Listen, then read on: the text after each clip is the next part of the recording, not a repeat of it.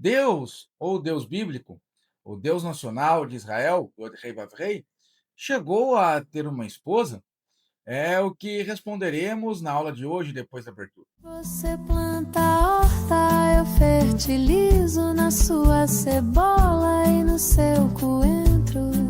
Você colhe a hora certa, eu só sigo o seu tempo. Você... Olá, amigos, eu sou o professor Rafael Daher. Na aula de hoje não discutiremos só essa questão, os achados arqueológicos sobre uma suposta consorte divina, mas como a ideologia deturpa o método científico, as pesquisas acadêmicas, informações relevantes. Bom, por que devemos odiar a ideologia quando discutimos temas científicos, tanto na área das ciências exatas como das ciências humanas, né? Há uma parte ideológica que encarou os achados que estudaremos neste vídeo como uma comprovação de que até os hebreus tiveram já uma deusa adorada junto do Deus de Israel, né, de Hashem, e isso, né, deu margem a várias teorias ideológicas, teorias da conspiração, para fortalecer narrativas ideológicas, como o povo hebreu adorava uma deusa e os rabinos ou os Koanim e Levim, os sacerdotes, esconderam isso pelo patriarcado, pela tirania do patriarcado e blá blá blá. Esta é uma análise ideológica, ou melhor, é uma deturpação ideológica. Mas há outra também. Há ainda um outro oposto, né? Aqueles dos literalistas bíblicos que não admitem um estudo científico, racional, histórico dos temas que são narrados na Bíblia, como se as escrituras hebraicas fossem testemunhos históricos, ou tivessem um valor cronológico histórico para entender o que ocorria naquela região, né? São dois extremos imbecis. Por exemplo, não podemos desprezar a Bíblia, né, o Tanakh, as escrituras judaicas, ou como chamam os cristãos, o Antigo Testamento, como um testemunho importante da época.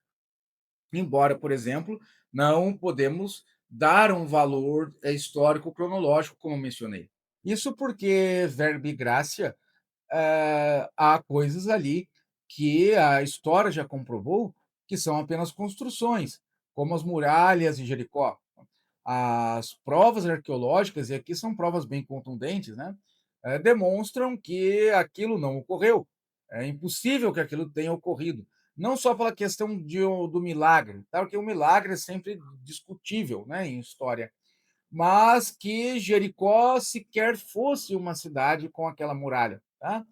Aí há outras coisas que dá para levantar, mas não é o caso deste vídeo. Mas, enfim, não é por causa disso, tá? De algumas de imprecisões históricas e cronológicas, de narrações mitológicas e tudo mais, que encontramos no Tanar, que as escrituras hebraicas são absolutamente desprezíveis no estudo histórico da época. Por quê? A Bíblia, né, o Tanar, é uma coletânea de textos em um espaço de tempo bem grande, né, e com a composição de diversos autores, mas que, justamente por conta disso, demonstram uma disposição mental de um determinado grupo, né, que é fundamental ao estudo. Né. Então, aqui, ideólogos, por exemplo, já estão sempre errados, né? Tanto daqueles que tentam desprezar por absoluto, como aqueles que buscam apenas confirmar, ou seja, dizer que tudo que está ali é verdade e ponto final, a história é aquela, né? Isso não é uma posição de estudioso. É preciso que tenhamos uma posição agnóstica, né? Não só neste caso, mas também em todos os estudos, né? Tanto, como já disse, nas ciências exatas como nas humanas, que o estudioso seja sempre um agnóstico em seu ponto de partida, né? A partir do momento que você começa um estudo, por exemplo, já colocando a Bíblia como a verdade, ou seja, está errado. E se também você começar um estudo já com a Bíblia como uma enorme mentira, né, que nada ali é verdade, você também está errado. Então, é preciso um certo agnosticismo, uma imparcialidade na conduta aqui da pesquisa. E o que isso tem a ver com o tema de hoje, né, que é em relação aos achados arqueológicos que mencionam uma Axera, talvez, né, uma consorte, uma esposa do Deus de Israel. A origem da alegação de que Axera seria esposa de Hashem. Bom, em primeiro lugar aqui, vamos recorrer à Bíblia, né? O termo Axera, a forma mais correta da pronúncia na hebraica é Asherah, é recorrente na Bíblia. Há cerca de 40 referências a Asherah no texto massorético da Bíblia. E aqui há um fator histórico importante. Os textos de Ugarit, que foram descobertos a partir de 1929 em Ras Shamra, no litoral da Síria, também falam de uma deusa chamada Atrat, que é uma deusa cognata noroeste semita da bíblica Asherah.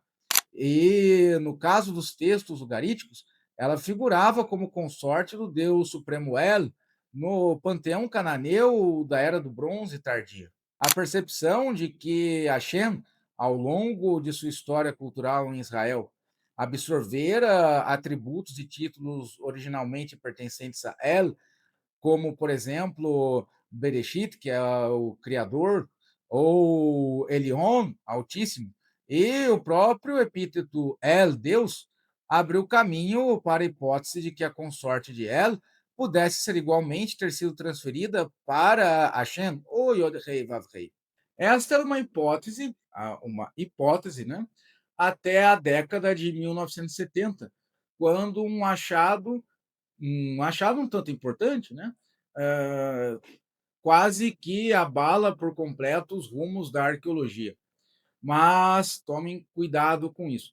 Vamos analisar com muita atenção. Inscrições encontradas em Herbat al-Un e em Kutlet Adjurud foram temas de pesquisas que culminaram com artigos famosos da década de 1980, como o artigo de William Dever, publicado em 1984, chamado Ashrat, a consorte de Hashem, novas evidências. Esse artigo catalisou um debate público e o título de Deaver, com uma interrogação deliberada, foi ignorado em grande parte da recepção subsequente. A interrogação desapareceu e a conjunção consorte passou a ser apresentada como asserção. E ali tínhamos já um prenúncio, né, do que vivemos hoje. A seriedade não vende, né? O que vende é o choque. Então, por exemplo, este meu vídeo, que é um estudo detalhado sobre a questão, eu tenho certeza que não engajará, não terá tantas visualizações, não terá tantas retenções quanto afirmações de polemistas dos dois lados, né? Dá muito mais audiência você chegar e dizer que a Xera ali, né, foi descoberta como uma consorte divina, ou um outro vídeo que apenas reforce que a Bíblia é a grande verdade, que isso tudo é uma grande mentira e devemos levar em conta apenas a Bíblia.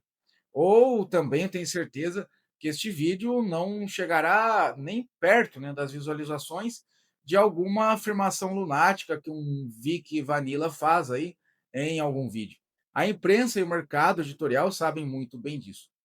Então, na produção de notícias, na produção de livros sobre o assunto e até de documentários da televisão, o que vende, o que retém a atenção é a informação chocante, seja para qual lado for. Outros estudos, como por exemplo o de Mark Smith, que é a antiga História de Deus, publicado em 1990, fala da evolução da religião israelita como um processo de absorção de elementos do culto cananeu, incluindo possivelmente a associação de Asherah a Hashem. Mas Smith sempre guardou uma cautela metodológica que os divulgadores frequentemente omitiram, reconhecendo que a evidência epigráfica permite múltiplas leituras e que a reconstrução da teologia popular israelita, a partir de fragmentos isolados, constitui um exercício de natureza hipotética. Isto é, vejam como os próprios acadêmicos e pesquisadores não foram tão longe quanto as informações que vocês encontram por aí. E é aqui que o testemunho do próprio Tanar, da Bíblia, serve como um parâmetro. Por quê? Você não precisa ser um grande especialista em Bíblia, não precisa ler o texto em hebraico para notar algo que é evidente ali. O monoteísmo nunca foi algo, digamos, indiscutível na terra de Israel, entre os hebreus. A Bíblia denuncia isso. Né?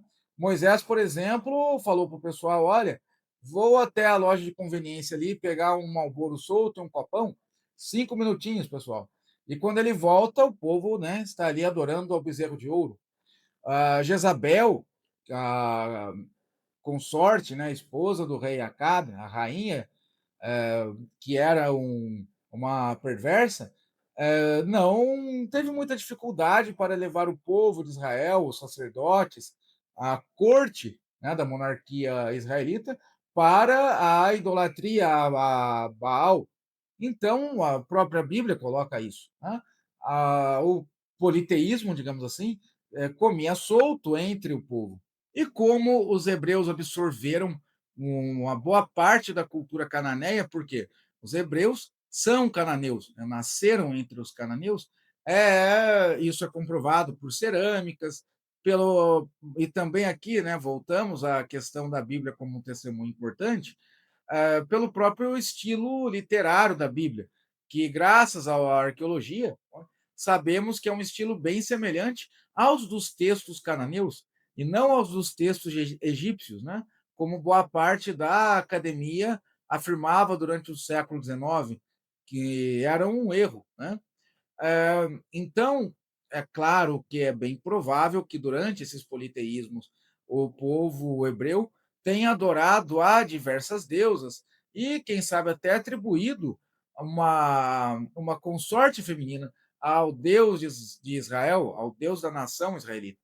Entretanto, apesar dos pesares, notamos que havia um grande esforço entre o povo hebreu, não do povo como um todo, mas pelo menos da casta mais educada dos hebreus, ou seja, os sacerdotes do templo, em criar uma identidade hebraica própria, apartada da identidade dos cananeus. E digamos que nesse esforço todo, elementos dos cananeus, embora tenham sido absorvidos, acabaram também esquecidos ou ressignificados de forma absoluta. A descoberta arqueológica de Adjurut. E é agora que uma descoberta arqueológica começa a fazer diferença no nosso vídeo.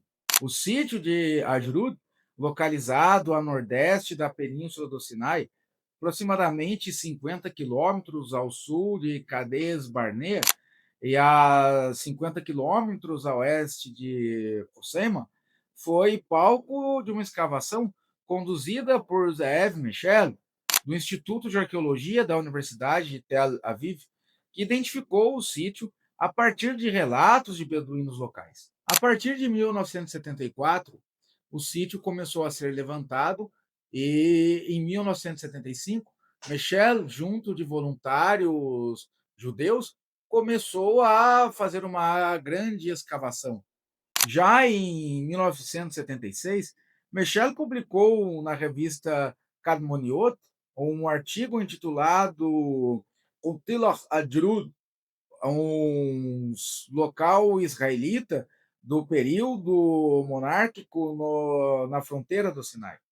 E ali ele relatou a natureza excepcional do sítio arqueológico, sobretudo em virtude da abundância de cerâmica encontrada, em quantidade superior à que a equipe conseguia transportar. Mas relatórios finais só foram publicados em 2012, 40 anos depois dos primeiros achados, e o que levantou diversas teorias da conspiração. Será que os arqueólogos encontraram algo que abalaria a fé dos judeus e cristãos, ou tentavam esconder alguma conspiração patriarcal, machista, contra a o feminismo, contra as mulheres, contra um suposto sagrado feminino? Na verdade, não é assim. Por mais que possamos, por exemplo, criticar um atraso acadêmico, que se dá por conta, muitas vezes, de burocracia, de financiamentos. Imagine que uma pesquisa dessa não é barata, né? Você precisa de muita estrutura, muita mão de obra, e isso custa. Esse custo também, por envolver financiamento público, captação de recursos do financiamento privado também, não é algo muito rápido, né. Sem contar que é uma região que passa por situações geopolíticas complicadas. Some tudo isso, além da grande dificuldade em compreender a questão, e você entenderá que o atraso aqui é plenamente compreensível e não precisamos de qualquer explicação fantástica ou de conspirações para entender isso aqui, tá? Tá muito claro, é indiscutível. A publicação de 2012 foi assinada pelo pesquisador Shmuel Arretuv e estabeleceu uma classificação sistemática das inscrições em 4 séries principais. A primeira, letras isoladas inscritas em cerâmicas antes de um incêndio. 2, inscrições em cerâmica após um incêndio, que Michel insistiu em separar das anteriores. 3, inscrições entalhadas em vasos de pedra. 4, inscrições sobre o reboco de parede em 4 exemplares, além das inscrições sobre os 2 pithoi, jarros de armazenamento. E os jarros estavam completos e foram estes os jarros da discórdia. O problema da datação. E aqui já podemos entender o atraso de uma parte. Logo, na questão da datação, as controvérsias já surgiram. E é normal, porque é ciência, não é opinião. E quando envolve ciência, precisamos tomar cuidado e trabalhar com as hipóteses.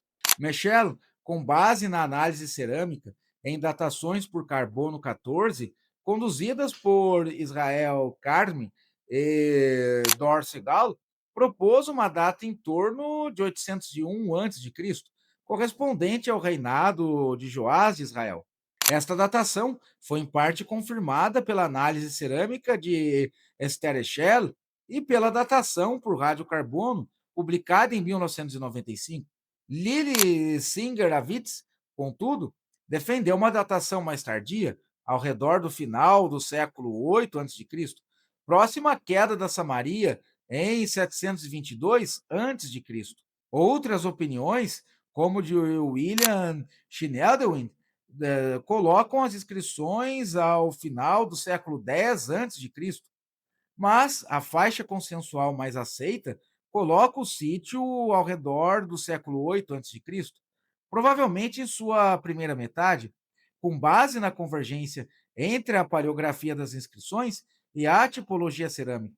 As estimativas da datação de Mechel, como arqueólogo responsável do sítio, são relativamente consistentes, mas datações paleográficas das inscrições, baseadas nas formas do alfabeto paleohebraico, especialmente o Shin, o Kof e o Rei, aponta para o século 9 ou início do século 8 de Cristo, que seria aqui mais compatível com a datação por radiocarbono.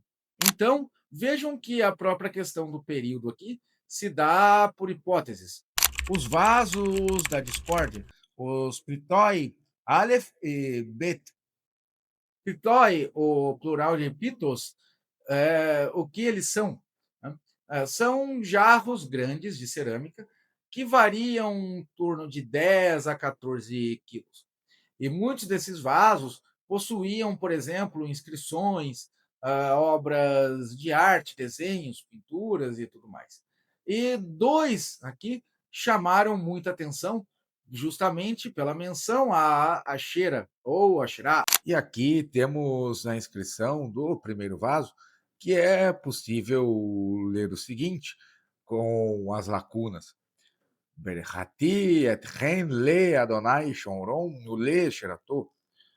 Omer Ashayahu Amelech, Omer le Achaliu, Veleiu Aser, e uma grande lacuna. A tradução aproximada é mais ou menos assim: vos abençoo por Hashem da Samaria e por sua Ashrá.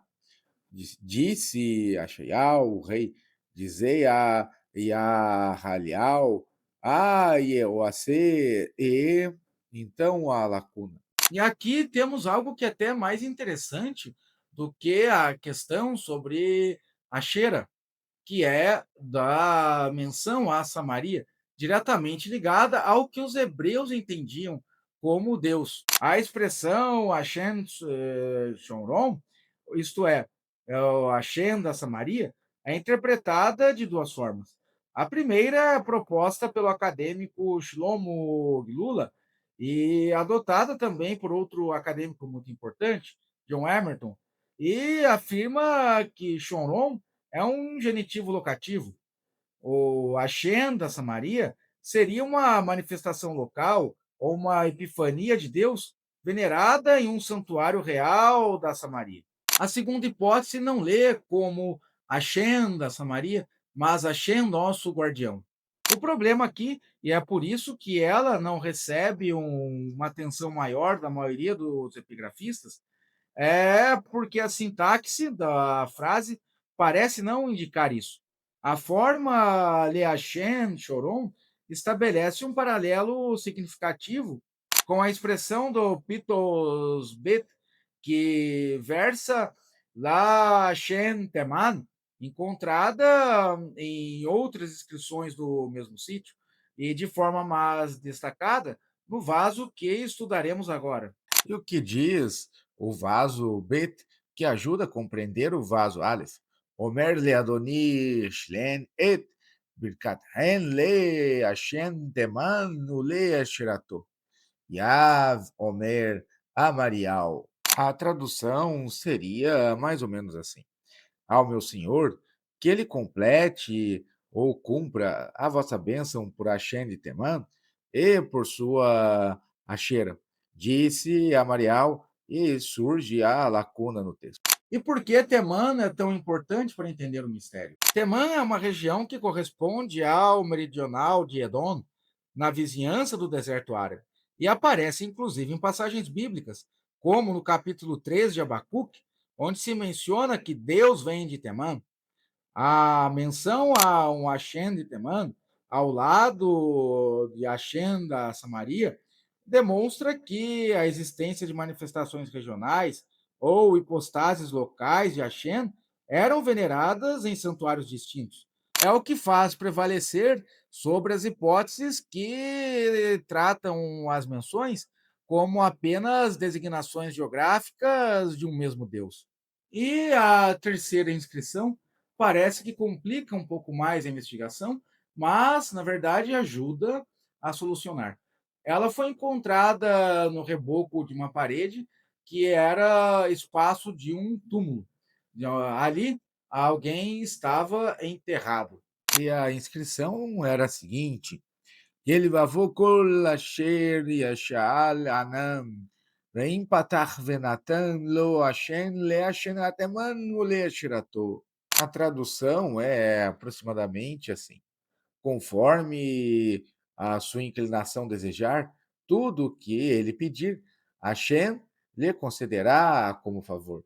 E se for do agrado de Hashem, para que seja dado uma lacuna considerável, por Hashem de Temã e por sua Shera. E aqui temos um elemento, digamos, um tanto mais teológico, porque Hashem e a Shera aparecem como dispensadores de bênçãos, ou como custódios de fartura e dispensadores, né?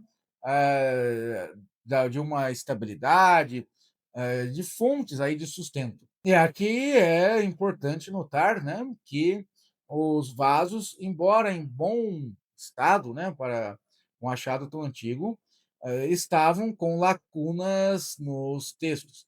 Os textos constam em paleo-hebraico, que é aquele alfabeto hebraico utilizado antes da Ktav Shuri, o hebraico quadrático, que vocês podem notar nos textos hebraicos de hoje.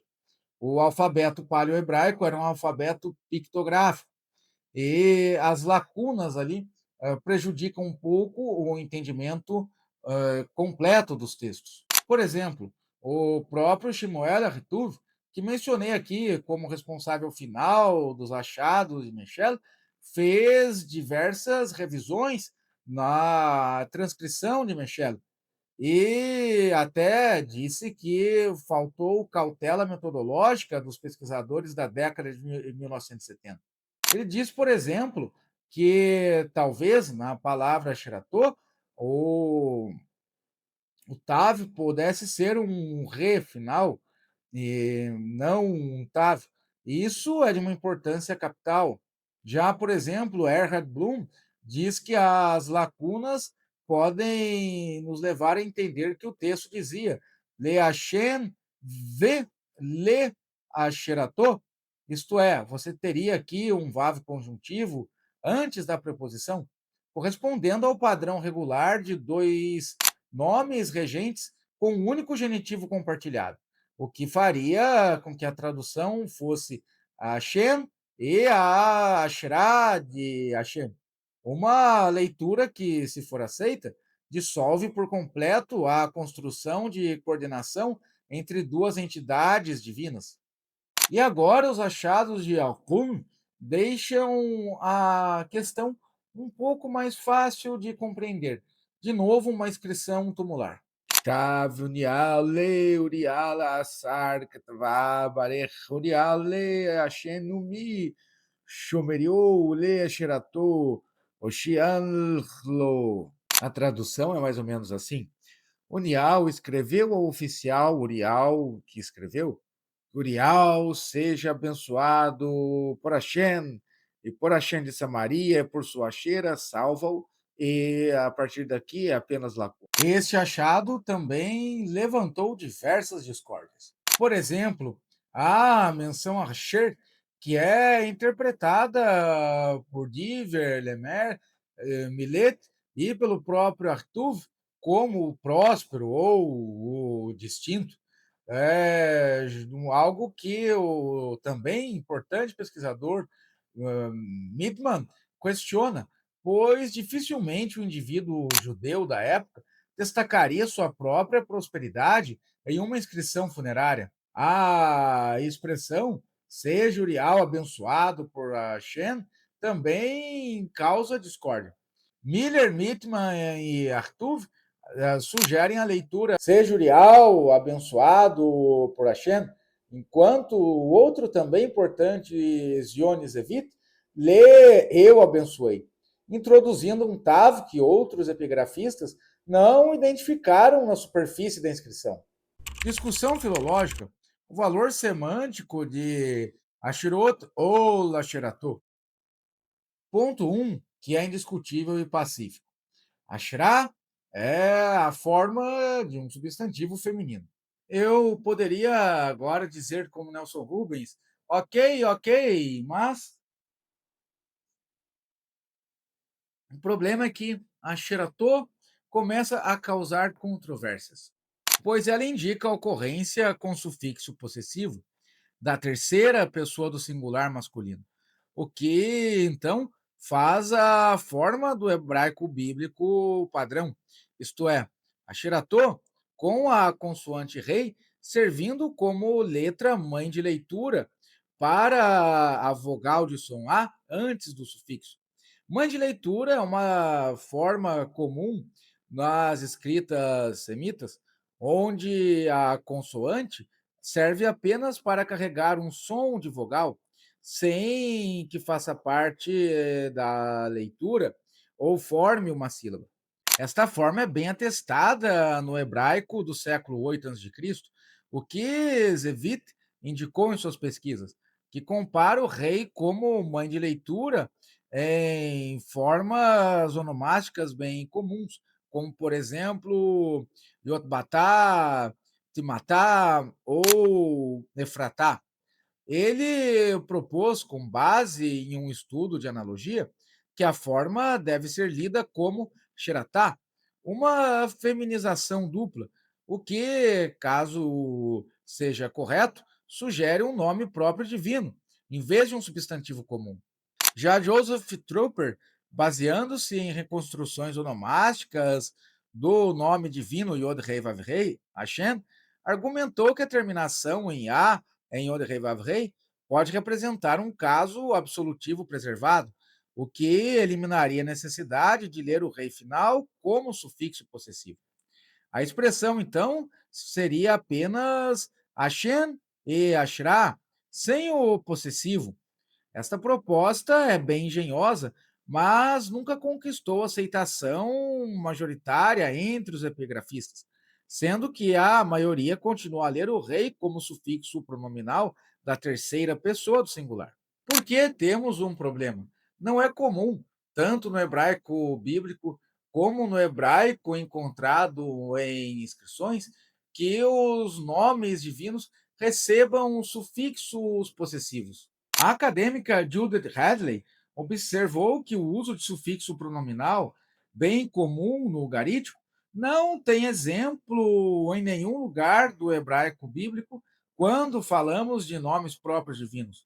Isto é, no hebraico, por exemplo, não dizemos é, de Baal ou aquilo é de Baal, mas Baal dele, a Xera dele, ou seja, não se diz é de Axera ou Axera é dele, mas o pronome aqui é encaixado no sufixo. Mas os nomes próprios divinos não recebem normalmente esse sufixo possessivo. Esta observação também foi analisada por Jeffrey Tigay em seu artigo Não Terás Outros Deuses, que é de 1986. Ele sustenta que a presença do sufixo em Asheratô indica que o termo não é um nome próprio da deusa, mas um substantivo comum, um objeto de culto pertencente a Hashem ou ao seu santuário. Posição semelhante também foi sustentada por Kyle MacArthur em sua tradução das inscrições, e traduziu como a da sua Ashera, o que mantém deliberadamente a ambiguidade entre Deus e objeto. As possibilidades semânticas de Asherah. Portanto, juntando as informações, a arqueologia e também a própria Torá, temos até agora 6 hipóteses para Asherah ou Asherah. A primeira, uma deusa chamada Asherah, é uma interpretação segundo a qual o termo das inscrições designa a própria divindade, consorte de Hashem, que foi defendida inicialmente por Deaver e adotada com algumas ressalvas por Smith. A segunda, um poste de culto, como Fred na Copa de 2014, ou símbolo de madeira, a interpretação segundo a qual o termo designa um objeto ritual de madeira, um poste sagrado, associado ao culto de Hashem, eventualmente derivada da deusa, mas já secularizado como símbolo de culto pelos hebreus. É uma leitura defendida por acadêmicos importantes, como Orion Tigay, e também pela própria Hadley. Uma árvore sagrada, como terceira possibilidade, é defendida por exemplo, Nadav Naaman e Nurit Lissovsky, em um artigo publicado em Tel Aviv em 2008. Eles argumentaram que as representações iconográficas de árvores nos Pithoi de Adrud sugerem que a Shirah poderia designar uma árvore sagrada associada ao santuário. Interpretação que conecta a evidência epigráfica à iconografia vegetal abundante no sítio arqueológico. Um símbolo de culto genérico. Esta é a quarta possibilidade, e, segundo ela, o termo pode designar um conjunto de objetos rituais, postes, estacas, estátuas ou emblemas, sem necessária referência à deusa como entidade separada de Hashem. A quinta, um objeto pertencente ao templo, a leitura de que sua Asherah designa um bem do santuário de Hashem, possivelmente um elemento arquitetônico ou um mobiliário litúrgico. interpretação que enfatiza o caráter possessivo do sufixo, uma representação ritual ou epifânica. Segundo esta leitura, Sua Ashrá designaria uma manifestação ou hipostase feminina de Hashem, uma emanação da divindade e não uma consorte separada. Comparação com as ocorrências de Ashrá na Bíblia hebraica em suas traduções. Quando estudamos o texto hebraico da Mikra, das Escrituras do Antigo Testamento, as traduções para o grego, ou que é o caso da tradução dos 70, também as traduções para o aramaico de Onkelos, Onosson, e também a tradução árabe do Saad e Agaon, são de capital importância. De novo, é preciso fazer um estudo científico e cuidadoso das traduções para evitar cair em dogmatismos anticientíficos, mas elas servem sim como base de pesquisa. No texto hebraico, o plural de Ashrá, que é Ashrim, ocorre em formas tanto masculina quanto feminina. Ou é um fato que surpreende se o termo fosse exclusivo de uma deusa, pois o plural de nomes próprios divinos femininos é raríssimo e não recebe sufixo de gênero masculino, tanto na literatura da escritura como nas inscrições achadas em sítios arqueológicos. Esta constatação reforça a interpretação de que o termo, no contexto bíblico, designa objetos de culto, postes ou estacas, e não uma deusa enquanto pessoa divina. Outro fator importante é que as ocorrências bíblicas concentram-se quase que exclusivamente na literatura deuteronomista e em textos cronísticos posteriores, o que levou alguns estudiosos, como Robertson Smith e Edward Lipinski, e o próprio Lemer, a sugerir que a deusa Ashrá, como entidade distinta, era desconhecida dos antigos hebreus, sendo o termo já um substantivo comum para designar um objeto de culto. Mas Hadley é quem tem uma teoria com maior rigor acadêmico. Ela sugere um modelo evolutivo, segundo o qual o termo Ashrá teria passado por um processo semântico de despersonalização. Originalmente designava a deusa e sua imagem de culto. O termo teria gradualmente passado a designar apenas um objeto, perdendo referência à divindade. Este processo explicaria por que as ocorrências mais antigas, incluindo as inscrições epigráficas, poderiam preservar o valor de deusa, enquanto as ocorrências bíblicas mais tardias já designariam apenas o objeto.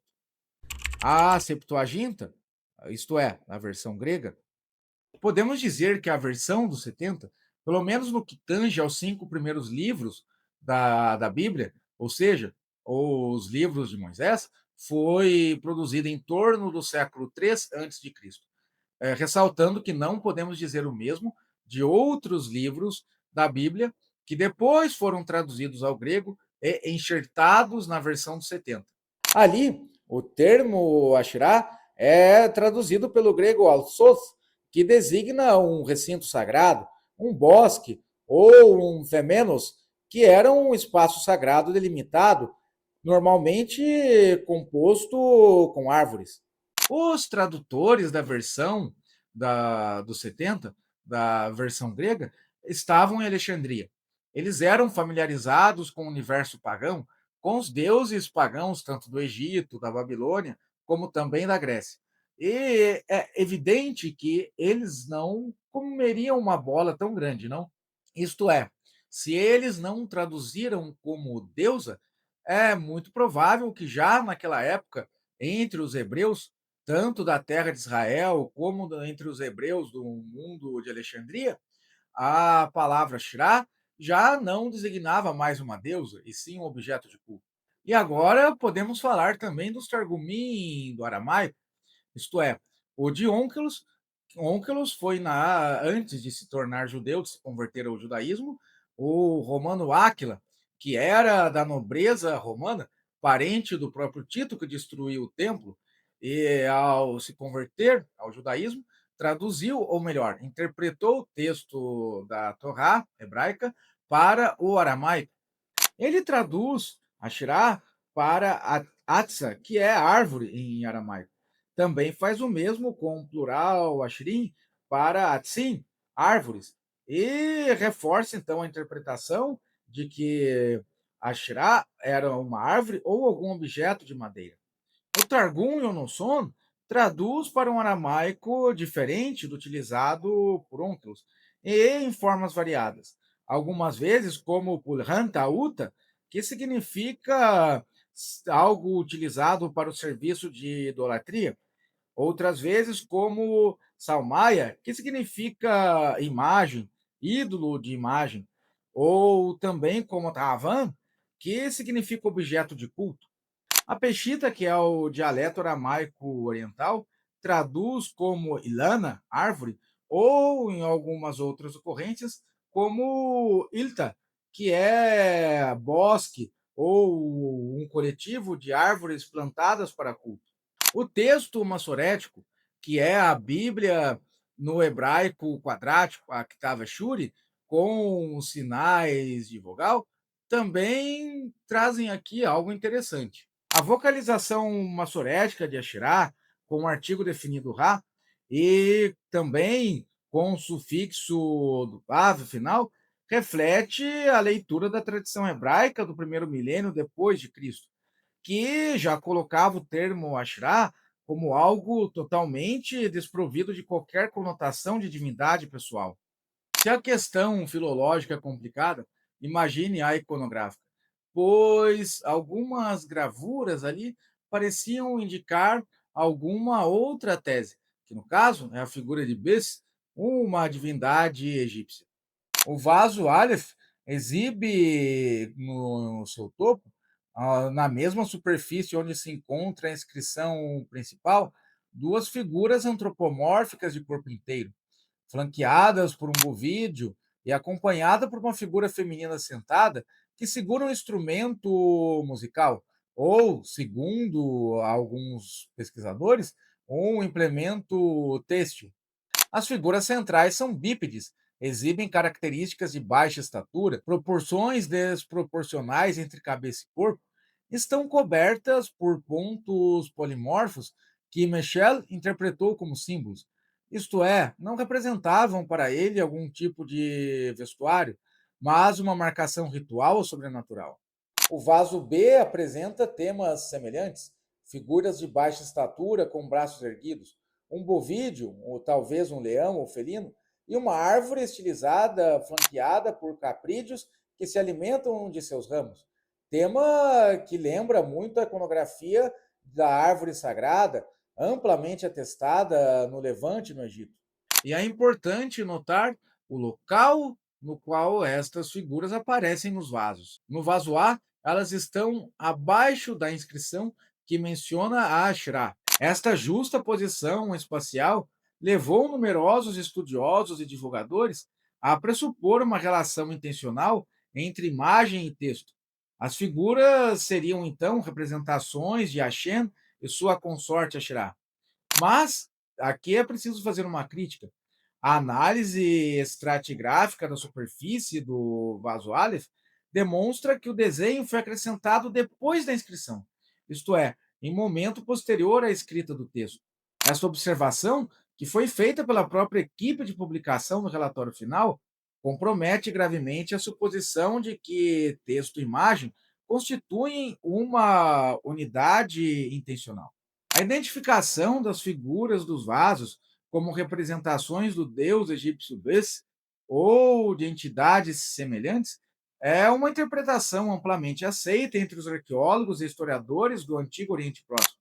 Bes é uma divindade egípcia de baixa estatura, de caráter apotropaico e doméstico, cuja iconografia se difundiu amplamente pelo Levante a partir do Bronze Tardio e também durante a Idade do Ferro. É aqui que a pesquisa de Otmar Kell e Christoph Werlinger é de grande ajuda.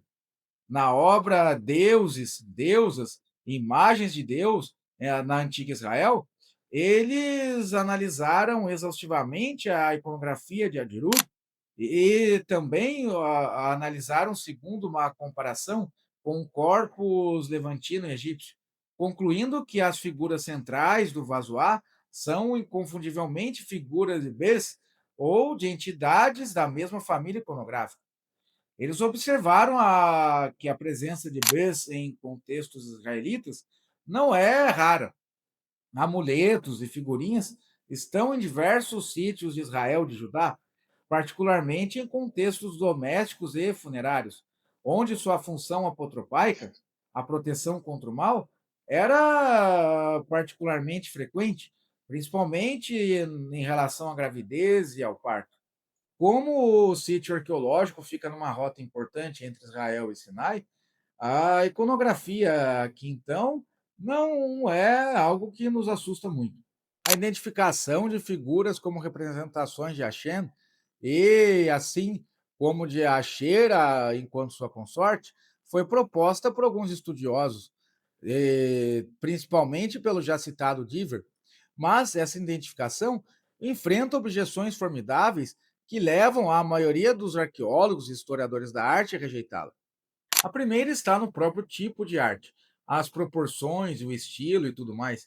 E o fato de que são adições posteriores indicam que ali há a presença maior de um ideal egípcio e bem pouco hebraico. E também o fato da inscrição ser posterior e pelo tamanho do vaso indica que aquele desenho, aquela arte, talvez, ou melhor, com quase toda certeza, não tinha nenhuma relação com o texto. Foi colocada ali porque era o espaço que tinha. Terceiro, que a figura feminina ali, aparentemente uma mera tecelã ou musicista, o que não tem relação nenhuma, nem mesmo com a deusa Shirá, que aparece nos textos ugaríticos e também entre os textos cananeus. Ela é só uma figura feminina e tentar interpretá-la como uma referência a uma divindade, ainda que esteja próxima de uma divindade egípcia, é forçar muito a barra. Quarto, a tradição anicônica no culto a Hashem, que é atestada desde os primeiros períodos da religião dos hebreus e bem demonstrada por Mettinger na obra Sem Imagens de Escultura, de 1995, torna problemática a hipótese de representações antropomórficas de Hashem em um contexto hebraico do século VIII a.C., ainda que em um contexto que se misturava a idolatria. Mettinger reconhece que o aniconismo hebreu possa ter coexistido com práticas iconográficas entre o populacho, mas a produção de uma imagem de Adonai em um contexto de culto seria uma exceção muito notável que precisa de mais evidências e que não podemos apenas deduzir. Brian Schmidt, em seu estudo do Jornal de Religiões Antigas do Oriente Próximo, propôs novas leituras para as figuras, sugerindo que poderiam representar dançarinos rituais ou até mesmo entidades demoníacas. Pia Anderson também fez um estudo exaustivo das figuras femininas do Vazoá e confirmou a tese de que ela não exibe atributos divinos, não tem coroa, chifres ou símbolos astrológicos que caracterizam representações de divindades femininas no corpus iconográfico levantino e egípcio. A ausência de atributos divinos, embora um argumento ex silêncio, é significativa quando constatada com um amplo repertório de imagens de deusas como Astarte, Kutchu e Asherah, que exibem tais atributos de maneira muito consistente. Diferença entre religião oficial e religião popular. Quando falamos na reconstrução da religião oficial dos hebreus para a religião popular, é preciso levar em conta, em parte, os textos bíblicos e também a arqueologia. E juntando aqui o que temos. A religião oficial pode ser atestada nos textos proféticos e na literatura deuteronomista, e é uma religião que tendia ao monoteísmo, ou em estágios anteriores, à monolatria, o reconhecimento da existência de outros deuses que eram inferiores a Hashem, a divindade que recebia culto exclusivo.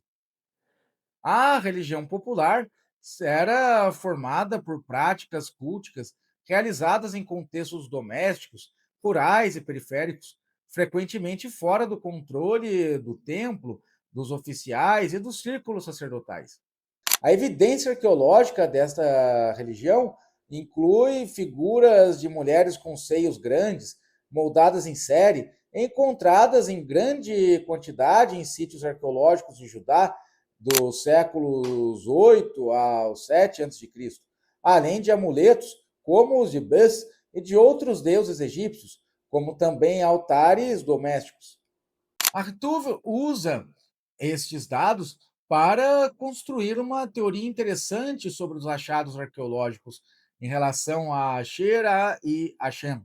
Ele observa que as formas de bênção em nome de Hashem da Samaria sugerem que ali há uma expressão de culto que emprega o nome do Deus nacional em um contexto de culto regional. A bênção não é proferida em nome de uma divindade estrangeira, é proferida em nome de Hashem, o que indica que o culto, mesmo quando praticado fora dos santuários oficiais, estava centrado em Hashem e não num panteão alternativo. Sincretismo religioso e cultos locais. E aqui é preciso tomar cuidado com o termo sincretismo. O sincretismo serve para indicar, por exemplo, quando práticas de outras religiões são inseridas dentro de um culto de uma religião. As pesquisas indicam que o fenômeno entre os hebreus não era tão simples. O que pode ter ocorrido, na verdade, é que é uma teoria, né? Tem algum respaldo acadêmico, tem respaldo na arqueologia, é que, na verdade, ocorria uma espécie de cultos paralelos, não exatamente um sincretismo. Verbo e graça, a absorção de atributos de El ou de Baal por Adonai, ou associação de Asherah ao culto de Hashem. A evidência bíblica e arqueológica indica que elementos de religiosidade cananeia, egípcia e fenícia coexistiram com o culto de Hashem em diferentes períodos e contextos. Os cultos locais, chamados de Bamot, que eram lugares altos, santuários rurais e altares domésticos, formaram um terreno onde esta coexistência se manifestava de maneira mais visível. A evidência arqueológica do sítio de Tel Dan, onde um santuário de portão do século 8 a.C. foi escavado por Avraham Miran e Arad, onde um santuário hebraico do período monárquico foi descoberto por Anan Aroni, revela que o culto de Hashem, em contextos locais, podia incluir elementos, como, por exemplo, altares de incenso, até ídolos de madeira, como a chamada Ashrá, que a literatura deuteronomista posterior acabou condenando. As reformas de Josias e o combate à Asherah. As reformas de Josias, o segundo livro de Reis, a partir do capítulo 22, indicam mais um ponto para investigação. O relato bíblico descreve a descoberta de um livro da lei no templo durante os reparos ordenados por Josias, seguida por uma reforma radical.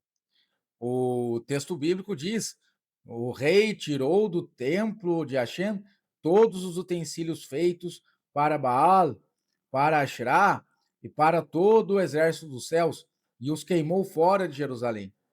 Também está escrito: derrubou a casa dos prostitutos culticos, os Quereshim, que estava no templo de Hashem, onde mulheres teciam tapeçarias para a Asherah.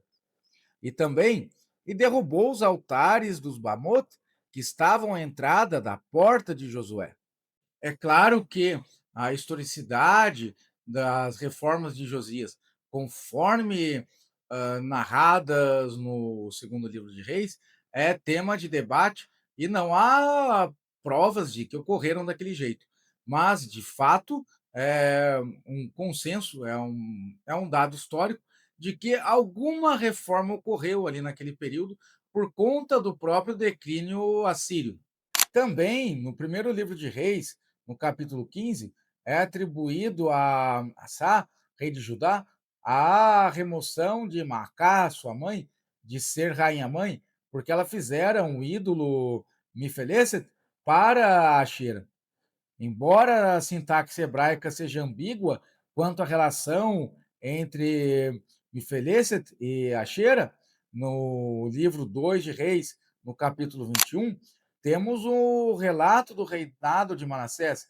E ali menciona que ele colocou a imagem esculpida, o Pecel, da Ashera, que ele fizera no templo. Aqui temos uma passagem em que o termo Ashera é acompanhado de Pecel, sugerindo um objeto esculpido, possivelmente uma estátua, e não um poste de madeira. Não há contradição alguma, só o reforço da tese de que Asherá significava diversos objetos de culto. O uso indevido das descobertas. É agora que falaremos um pouco do que mencionei no começo do vídeo. Será mesmo que as pesquisas acadêmicas indicam que os achados arqueológicos comprovam que Deus tinha uma esposa, uma consorte, chamada Xera? O caso mais notório é o do próprio Diver. A sua obra Deus Teve uma Esposa, publicada em 2005, apresenta muitas cautelas metodológicas, mas foi amplamente recebida pelo público e divulgada como confirmação categórica de que Deus tinha uma esposa. Como já mencionei, o título interrogativo foi sistematicamente transformado em asserção em resenhas, entrevistas, em matérias de redes sociais. Extravacopoulo, um pesquisador de qualidade duvidosa, apresentou em programa de televisão da BBC uma tese afirmativa de Asherah como esposa de Hashem, e é uma forma que nunca foi aceita pelo meio acadêmico. O documentário sensacionalista Os Segredos Enterrados da Bíblia, da PBS em 2008, também ignorou por completo as descobertas arqueológicas e os debates filológicos em torno do sufixo possessivo e as divergências entre os arqueólogos. Mas, afinal, diante das mentiras, deturpações, diante dos fanatismos dos dois lados, como podemos enxergar esses achados? É melhor concluir aqui com um ponto a ponto. Ponto A. As inscrições constituem evidência epigráfica genuína do século VIII a.C., atestando que em determinados contextos da religiosidade israelita, a fórmula de bênção em torno de Hashem era acompanhada de menção à sua Asherah. Este é um dado incontroverso. Ponto B. A interpretação do termo continua como um debate filológico.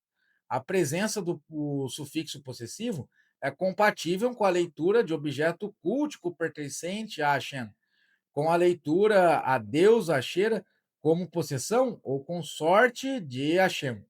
E também a leitura enquanto árvore sagrada e a leitura enquanto santuário também devem ser levadas em consideração, embora não tenham alcançado um consenso. Ponto C. A iconografia dos vasos não fornece evidência independente da identificação de Asherah como esposa de Adonai ou Hashem.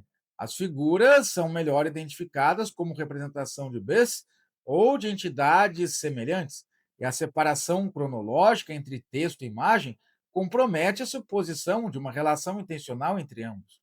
Ponto D. A evidência bíblica.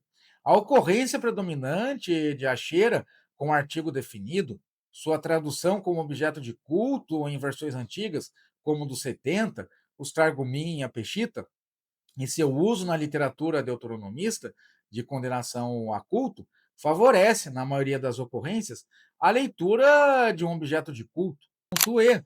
A evidência comparativa ugarítica, que atesta que Asherah ou Aterat, como consorte de El, mais a transferência automática desta relação para Shem, constitui uma inferência que, embora plausível, não é demonstrável com a evidência disponível dos sítios arqueológicos. A absorção de atributos de El por Hashem não é necessariamente a prova de uma absorção de sua consorte. O ponto final, F, a ausência de evidência positiva independente, ou seja, a inexistência de qualquer outra inscrição, texto ou imagem que apresente a Shera explicitamente como esposa de Hashem em um contexto israelita, o que é um argumento ex silêncio significativo.